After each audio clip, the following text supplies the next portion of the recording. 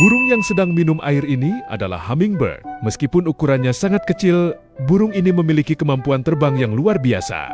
Sayapnya bisa mengepak hingga puluhan kali dalam 1 detik. Hal ini membuat mereka bisa melayang di udara seperti helikopter. Hummingbird juga satu-satunya burung yang bisa terbang mundur.